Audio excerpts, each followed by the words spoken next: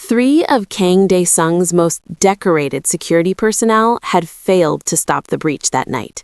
His head of protection was on the floor. His two closest lieutenants had not moved fast enough.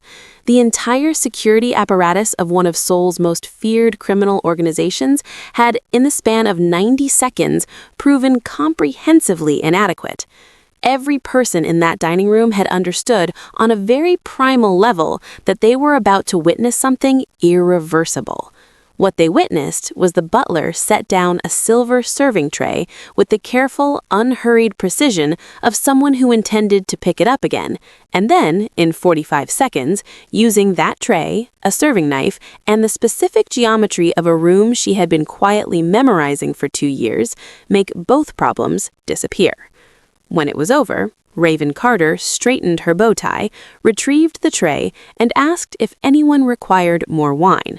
The room was completely silent.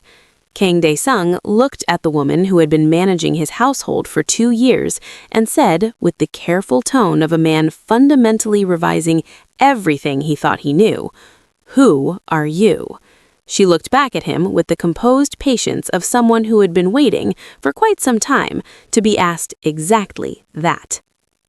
Before we go any further, if you have ever been in a room where someone was completely underestimated and you felt the exact moment the room understood its mistake, I need you to subscribe right now. Hit that bell and drop a comment telling me, have you ever been the most dangerous thing in the room and chosen not to show it? Because that is what this story is about.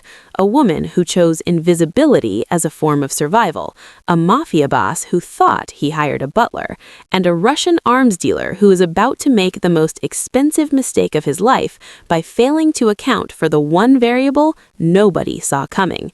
I promise you, this story will change how you look at every quiet person you have ever underestimated. Let's go. Disappearing, Raven had learned, was not about being unseen. It was about being seen as something specific, something so categorically ordinary that the eye moved past you without stopping. A butler was perfect for this. A butler was furniture that moved. A butler was the background of every important scene, present and unregistered, which was exactly what she needed to be while she figured out what came next. She had been figuring out what came next for 2 years. The Kang household ran on precision: 6 staff, a rotating security detail, a schedule that Raven had inherited in partial disorder and restructured within her first month into something that operated with the quiet efficiency of a well-maintained instrument. She managed the household accounts, coordinated the domestic staff, oversaw the formal dinners that Dae-sung hosted with the regularity of a man who understood that power is performed as much as it is exercised. She did all of this flawlessly and without visible effort, because flawless and effortless were the 2 qualities that made a butler invisible, and invisible was the only thing she was trying to be. She woke at 5:15 every morning. She reviewed the day's schedule while the coffee brewed. She conducted a silent assessment of the household's overnight security posture, exits, entry points, the placement of the night detail, not because it was her job, but because she had been doing it for so long that stopping would have required active effort. She noted anything that needed attention. She noted it privately, made no recommendations, did nothing. She was the butler. Before the Kang household, there had been 12 years of work that did not have a clean civilian title.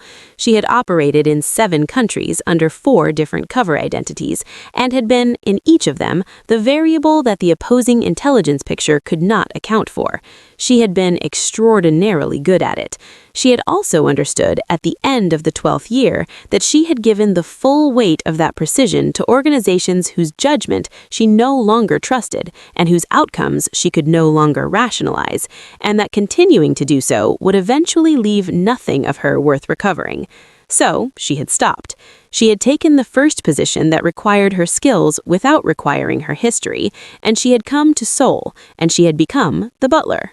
What she was trying to recover was something she could not name precisely, some version of herself that existed before the work had replaced everything else, before she had become so fluent in threat assessment that she had forgotten how to read a room as anything other than a tactical environment.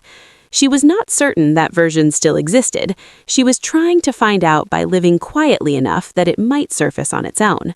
The gap between what she had been and what she was trying to become is where she spent most of her interior life. She kept it level like the tray. She kept it composed like her expression. She kept it contained like everything else. She was very good at this. She was also aware, in the way of someone who has been trained to be honest about operational realities, that containment was not the same as resolution, and that the thing she was containing had not diminished in 2 years so much as learned to be patient. She was the butler. For now, that was enough. Kang Dae-sung was not what people expected, which was entirely intentional. The organization he ran was one of Seoul's most strategically significant criminal enterprises. Not the largest, not the most violent, but the most architecturally sound, built on the kind of long-view thinking that most operations in his sector did not survive long enough to develop. He inherited a mid-sized territory at 26 and spent the following decade making it considerably harder to threaten through the specific combination of calculated alliances, selective enforcement, and the patience of a man who understood that most of his competitors would eventually destroy themselves if given sufficient time and no interference. He was 38 now, and he ran his organization the way he ran his household, with the expectation of competence, the economy of a man who did not repeat himself, and a quality of attention that Raven recognized because she shared it. He noticed things. He did not always respond to what he noticed, which was a form of discipline she respected professionally and found, in the specific context of working in close proximity to him daily, somewhat complicated. What he knew about her was what her references had provided: a background in private security, household management experience with high net worth principals in London and Singapore, exceptional organizational capability, and the kind of discretion that the principals she had worked for had described in terms suggesting they valued it above most of her other qualities. The references were real. The background was constructed with the thoroughness of someone who understood that a cover legend is only as strong as its documentation. He had checked it. She had known he would check it and had prepared accordingly. What he did not know was everything that mattered. Their professional dynamic had established itself in the first week and had not substantially altered in 2 years. He gave instructions once, she executed them completely. He did not micromanage, and she did not require management, which created a working relationship of considerable mutual efficiency and very little conversation beyond what the work required. This suited them both. They were the same category of person, self-contained, observant, fluent in the language of not revealing more than necessary, and they recognized this in each other without discussing it, the way certain people recognize a shared discipline without needing to compare credentials. She was aware that he watched her in the way that careful people watch things they have not fully categorized, not with suspicion exactly, with the open, patient attention of someone keeping a variable under quiet observation. She did not adjust her behavior in response. Adjusting behavior in response to observation was how you confirmed that there was something to observe. She watched him, too, in the practiced peripheral way of someone for whom situational awareness was indistinguishable from breathing. She had built, over 2 years, a thorough understanding of his patterns, his decision-making architecture, the specific tells that indicated he was managing something he had not yet decided to address. Neither of them acknowledged this mutual, careful attention. It was the most honest dynamic in the household, possibly the most honest dynamic either of them had maintained in years. They kept it precisely where it was, professional, contained, and paid close attention to each other anyway, because that was simply what they both did, and some habits were too fundamental to set aside, even when you were trying to disappear. The first sign was a lieutenant who did not return from a routine meeting in Mapo on a Wednesday afternoon. Not killed, that would have been a declaration, and declarations were not how this began. Simply redirected, delayed, inconvenienced in ways that consumed the organization's attention and resources for 72 hours while the actual damage happened elsewhere. By the time the lieutenant returned with a plausible explanation and no visible injuries, a shipment moving through Incheon had been rerouted through channels the Kang organization did not control, and two of Dae-sung's business relationships in the financial sector had received information, accurate, carefully selected information, that made continued association with the Kang organization seem inadvisable. Raven noted all of this from the position she occupied in the household, which was adjacent to everything and responsible for none of it. She heard the elevated voices in Dae-sung's study on Thursday evening. She observed the increased frequency of security consultations in the following week. She assessed the organization's response, reactive, perimeter-focused, organized around the assumption that the threat was conventional, and identified, with the clinical precision she could not turn off, exactly why that response would be insufficient. She said nothing. She was the butler. Victor Volkoff's methodology was recognizable to anyone who had operated at the level Raven had operated. This was not criminal improvisation. This was intelligence work, the systematic mapping of an organization's vulnerabilities, followed by the sequential degradation of its structural integrity through pressure applied at precisely calculated intervals. He was not trying to defeat the Kang organization through force.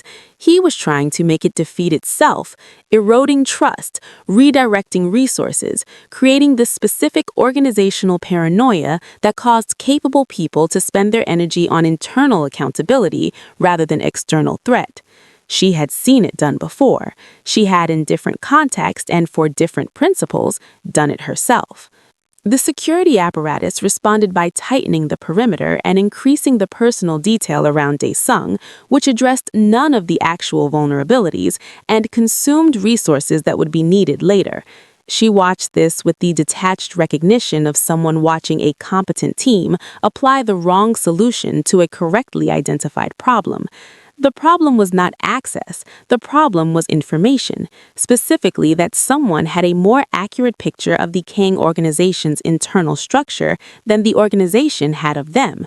She filed the assessment in the part of her mind where she kept things that were not her problem. The household required her attention.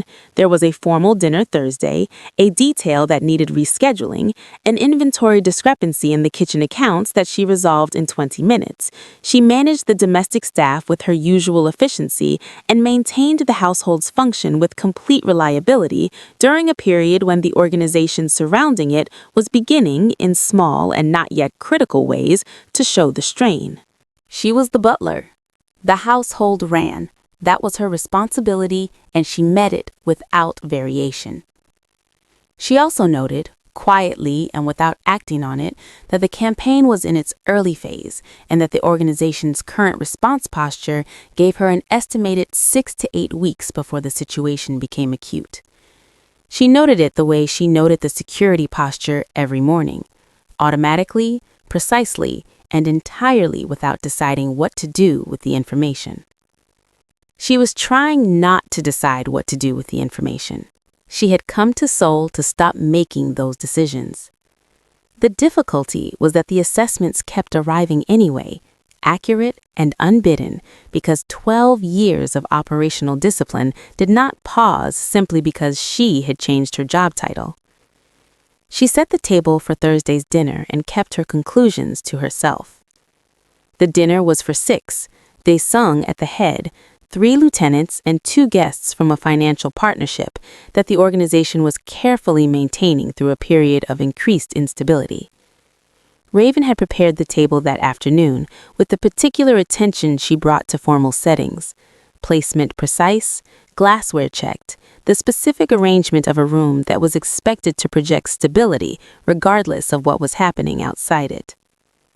She had also, without acknowledging that she was doing it, noted the positions of every person in the room, the sight lines from the door, the weight and reach of every item on the table, and the fact that the guard stationed at the east corridor had been replaced that afternoon with someone whose rotation pattern she did not recognize. She had noted this and said nothing because she was the butler and the security detail was not her responsibility. At 8:47, the unfamiliar guard was no longer at his position. Raven registered this from across the dining room while pouring the second course of wine and adjusted her internal timeline from a general awareness to active attention, which looked, from the outside, exactly the same as pouring wine. At 8:49, the door opened.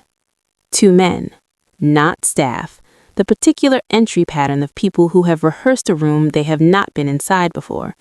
Confident but slightly calibrated, moving to predetermined positions.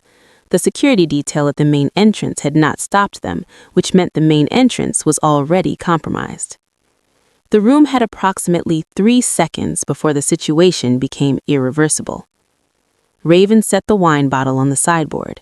She picked up the serving tray. What followed lasted 45 seconds. She had operated in conditions with considerably less and had always found that the work itself was simple when the decision had already been made. And the decision, she understood in the moment of setting down the bottle, had been made some time ago without her full acknowledgement of it. Her body had simply been waiting for the circumstances to confirm it. She used the tray, a serving knife from the table, and the geometry of the room she had been memorizing since her first week. She was precise, and she was fast, and she was completely without hesitation, because hesitation was a luxury that 45 seconds did not accommodate. When it was over, she straightened her bow tie. She retrieved the tray from where she had set it, level, careful, nothing spilled. She turned to the table. The room was completely silent. 6 people looking at her with a specific quality of attention that follows something that has fundamentally revised their understanding of what they were witnessing. Dae-sung looked at her for a long moment. His expression was not fear and was not surprise exactly.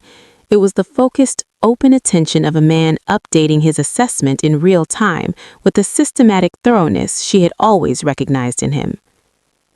"Who are you?" he said. Raven looked back at him with the composure of someone who had been waiting, for quite some time, for exactly that question. Someone who used to do this professionally, and then stopped, and then apparently didn't. It was the first fully honest thing she had said in 2 years. She delivered it the same way she delivered everything, level, precise, without apology.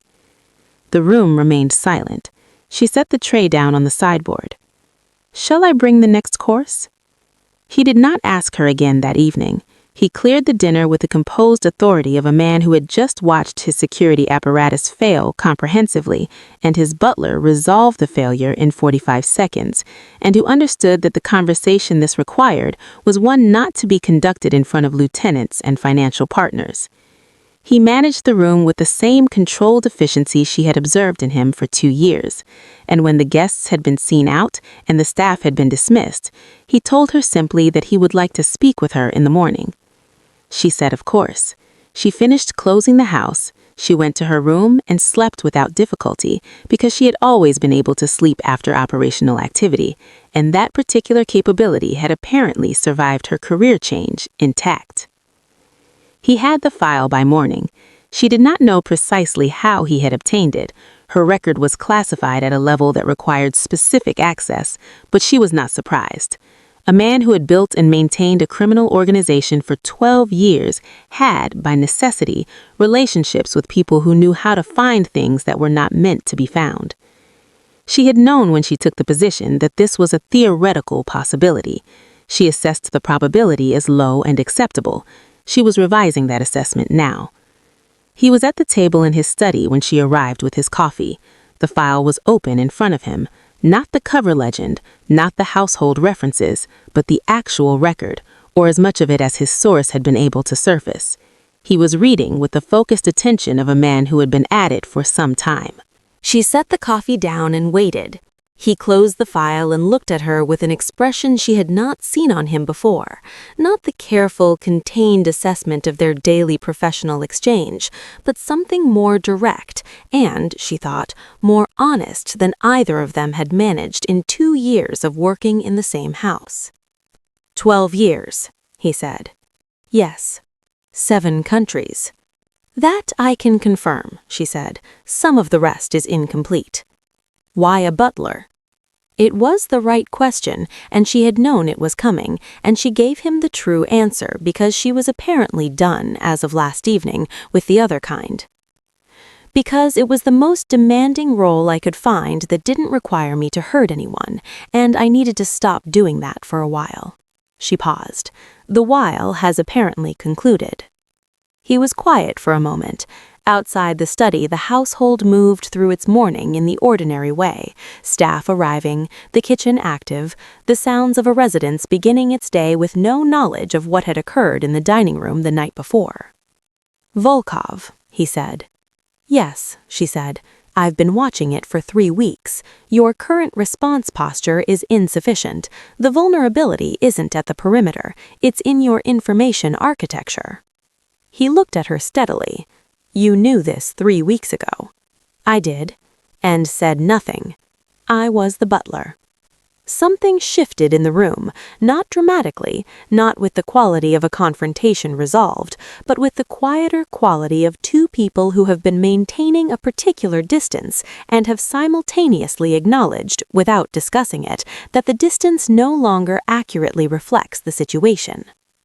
"And now?" he said. Raven picked up the empty tray from the edge of the desk. "Now I think we need to talk about your security architecture," she said. "I'll need access to your operational structure, all of it." He nodded once. That was sufficient. She turned toward the door, and neither of them named what had just changed, because naming it was not necessary, and they were both people who understood the difference between what required words and what did not. She began on a Monday, which felt right, not because Monday carried any tactical significance, but because she had always started new operational phases at the beginning of a clean week, and some habits were organizational rather than sentimental. The first thing she did was map what existed. She spent 3 days moving through the Kang organization's security infrastructure with the systematic thoroughness of an auditor who already suspected the books were wrong and needed to document exactly how wrong before recommending corrections. She spoke to the security personnel individually, reviewed the communication protocols, assessed the physical architecture of every location the organization used with regularity.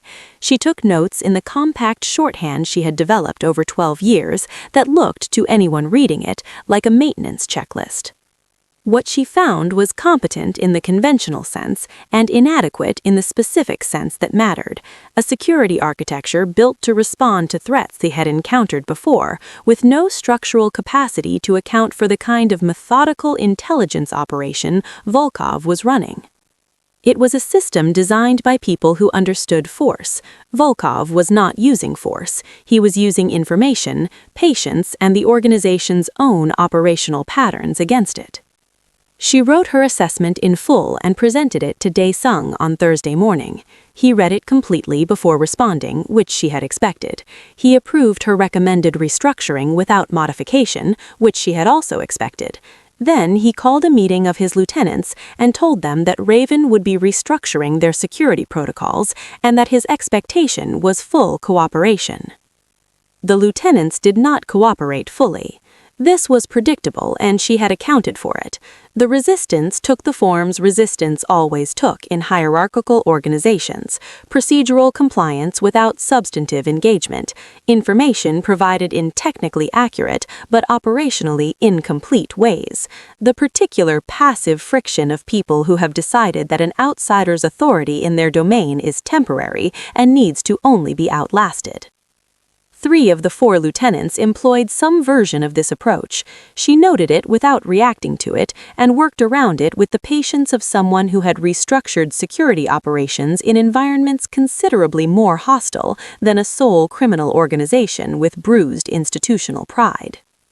Dae-sung did not intervene and did not need to. He had communicated his expectation once, and the lieutenants understood, as she understood, that his expectations did not require repetition.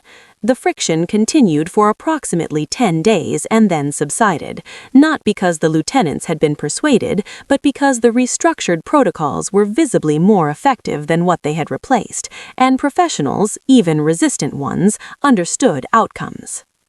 The household changed in quality during this period, not in its surface rituals. Raven still managed the domestic staff, still set the formal table, still made the 6:15 coffee with the same precision, but in its underlying architecture, which had become considerably more honest about what it actually was.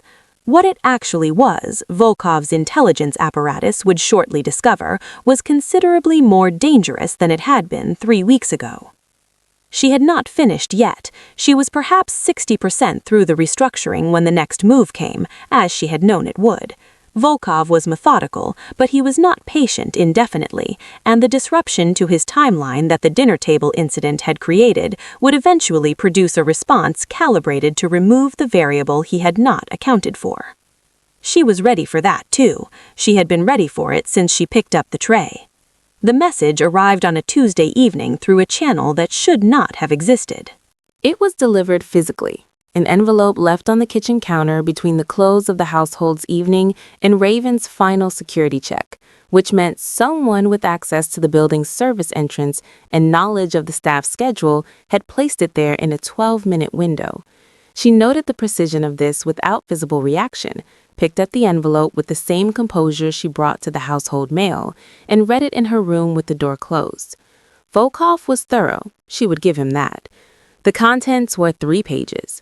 The first was a summary of an operation from her 4th year, a assets extraction in a city she would not name even in her own memory, with outcomes that had been classified at the highest available level and that she had spent considerable effort not thinking about since. The summary was accurate in its facts and constructed in its framing, which was the most dangerous combination, true enough to be verified, shaped to produce a specific interpretation. The second page was a legal analysis of her exposure under 3 separate jurisdictions if the information was released to the appropriate parties. The third was the message itself, which was brief and impeccably formatted in the way of a man who had done this before. Step back. Leave the Kang organization's restructuring unfinished. Ensure that the security gaps you have identified remain unaddressed. You have 72 hours to demonstrate compliance. Non-compliance will result in the distribution of the attached materials to the parties named in the appendix. There was an appendix. She read it. The parties named included 2 government agencies, a journalist with a documented history of publishing classified material, and 3 individuals from the operation itself, whose current locations Volkoff had apparently identified with more accuracy than she had. She set the pages down on her desk, parallel and neat, and sat for a moment in the specific silence of someone absorbing the full weight of a situation. Then she made coffee and thought it through completely, because she had always done her clearest thinking in the process of making coffee, and old habits were occasionally useful. The operational analysis was straightforward. Volkoff had moved against her directly because she was the variable disrupting his timeline, which confirmed that the restructuring was effective. The threat was real, the exposure was genuine, and the consequences were not abstract. The compliance he was requesting would return the Kang organization to the vulnerability profile he had mapped and allow his campaign to proceed on schedule. The personal calculation was less straightforward and required the full evening. She was not afraid of the exposure in the way that fear was usually understood. She was afraid of something more specific, the people in the appendix, some of whom had trusted her and none of whom had been told what happened and what the information reaching them would mean for a history she had spent 2 years trying to find a way to carry honestly. By 11 o'clock, she had finished thinking. She washed the coffee cup. She set it precisely on the drying rack. She went to her desk and began drafting the operational response to Volkoff's move, because the personal calculation had resolved itself in the way she had, on some level, already known it would before she sat down. She was not going to step back. She had tried stepping back for 2 years and had discovered definitively that it was not her answer. What she was going to do instead was finish what she had started and deal with the appendix with the same honesty she had applied to everything since the dinner table. Not because it was safe, because it was hers to deal with, and she was done outsourcing her own reckonings. She worked until 2 in the morning. The draft was clean by the time she stopped. She briefed Dae-sung at 6 in the morning with the envelope, the 3 pages, and the operational response she had drafted the night before. She presented them in order: the threat, the analysis, the proposed answer, with the clean efficiency of someone who had conducted hundreds of these briefings and had learned that the quality of a plan was most accurately judged in the precision of its presentation. He read everything without interrupting. He asked 2 questions, both tactical, both the right questions. She answered them completely.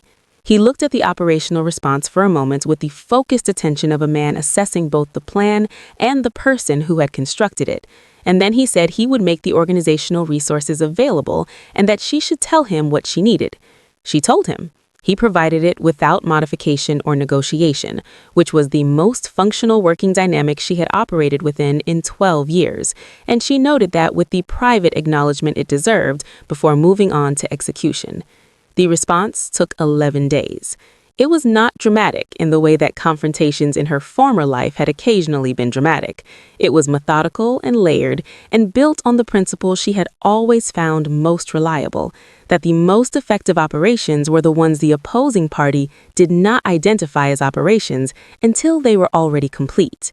She worked through Daesung's organizational network with the systematic precision of someone who understood that information was infrastructure and that Volkoff's primary advantage was the accuracy of his intelligence picture. The response was not to meet his force with force. It was to dismantle the picture. She redirected his sources, she fed specific inaccuracies through channels he trusted, she used the classified information he had threatened her with as a map of his intelligence network, because a man could only threaten you with material he had accessed, and the access points told her more about his architecture than anything she had been able to develop through direct assessment. She worked at full capacity for 11 days, and the experience was not what she had expected. She had spent 2 years treating her capabilities as something to be contained, a former version of herself that needed to be kept below the surface to make room for whatever came next. What she discovered in 11 days of operating completely was that the containment had been the aberration, not the capability. This was not the work she had left. That work had been done in service of decisions she hadn't made, toward outcomes she hadn't chosen, by an organization that had required her precision without respecting her judgment. This was different. Every decision in the operational response was hers. Every choice of method, every calibration of risk, every line she drew about what she would and would not do, hers, made with full information and complete agency, in service of an outcome she had chosen for reasons that were entirely her own. On the 11th day, Volkoff's campaign infrastructure collapsed in the specific, quiet way of things that have been systematically undermined, not with a dramatic failure, but with the accumulated weight of too many things not working until the whole structure became untenable. His sole operation withdrew. The threat in the appendix became undeliverable when the distribution network it required ceased to function. Raven completed the final element at 9 in the evening, reviewed the outcome with a thorough assessment she brought to all completed operations, and determined that it was done. She sat for a moment in the quiet of that conclusion. Then she went to the kitchen and made coffee, because some things were constant regardless of what else had changed, and because she had learned in 11 days something that 2 years of deliberate withdrawal had not been able to teach her, that she was not trying to escape what she was trying to do it on her own terms. She had just done that. It felt, quietly and completely, like herself. 3 days after the operation concluded, the Kang organization's restructured security protocols completed their first full operational cycle without incident. Raven reviewed the results with the same systematic thoroughness she brought to all assessments and determined that the architecture was sound. There were 2 recommendations she added for the following month. She wrote them up and left them on Daesung's desk without discussion, because the work spoke adequately for itself and she had never seen the value in narrating competence. The household had returned to its ordinary rhythms. The domestic staff moved through their routines with the reliable efficiency she had built over 2 years. The formal table was set for Thursday's dinner. The accounts were current. Everything was as it should be, which was the condition she had always maintained, and which felt, in the aftermath of 11 days of full operational tempo, both familiar and different in a way she was still locating precisely. Dae-sung found her in the study on the 4th morning. He sat down across from her with the directness she had come to expect from him, no preamble, no performance of casualness, and told her he wanted to offer her a different arrangement. Not butler, not contracted operative, something that did not have a clean title because it had not existed before she had, through the specific combination of what she was and what had been required, created the conditions that made it necessary. He described it in operational terms, which was the language they both used and which she appreciated for its precision. The scope was broader. The authority was genuine. The household management function could be maintained or delegated as she preferred. He said he understood if she wanted to leave. He said he wanted her to stay. He said both things with equal directness and did not attach conditions to either. She told him she would think about it.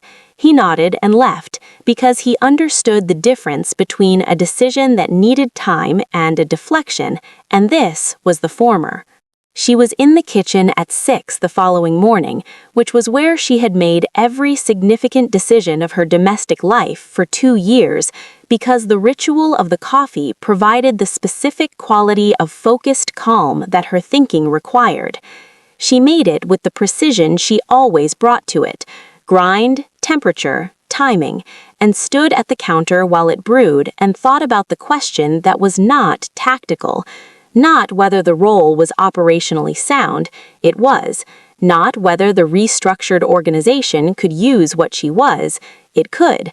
Not whether the work of the last 11 days had clarified something about how she wanted to operate in the world, it had. The question was simpler and harder than any of those. Did she want to be here? Not because the mission required it, not because the situation produced a logical outcome that pointed toward staying, but because she, Raven Carter, wanted this place and this work and this particular arrangement with this particular person to be what came next. She poured the coffee. She straightened her bow tie in the reflection of the darkened window above the sink. The answer had been present for some time. She had been waiting to ask the question cleanly enough to receive it. She wanted to stay, not as a conclusion reached through operational analysis, as a choice made with full information and complete agency, for reasons that were entirely and only hers. That distinction, small, absolute, the difference between a mission accepted and a life chosen, was the thing she had come to Seoul to find. She picked up the coffee. She went to begin the day. The most dangerous thing you can do is confuse hiding your power with losing it. Raven didn't disappear because she was broken. She disappeared because she had spent 12 years being extraordinary for everyone else's reasons, and she needed to find out if she could choose it for her own. Here is the lesson. Resting is not the same as quitting. Stepping back is not the same as giving up. Sometimes the most powerful thing you can do is go quiet. Not to become less, but to remember why the capability was yours for the first time. For everyone watching who has dimmed themselves down, taken the smaller role, chosen invisibility because the world made being fully yourself feel like too much, this story is for you. Because Raven didn't become extraordinary in that dining room. She already was. She had always been. The dining room was just the moment she stopped pretending otherwise. The lesson is this: your gifts don't expire because you stopped performing them. They wait, and when you finally deploy them for reasons that are entirely your own, not for a mission, not for an organization, not for someone else's agenda, That is when they become truly yours. Don't confuse silence with surrender. You're not hiding, you're deciding. Thanks for watching. You will find the video at the upper right of the screen interesting. Check it out.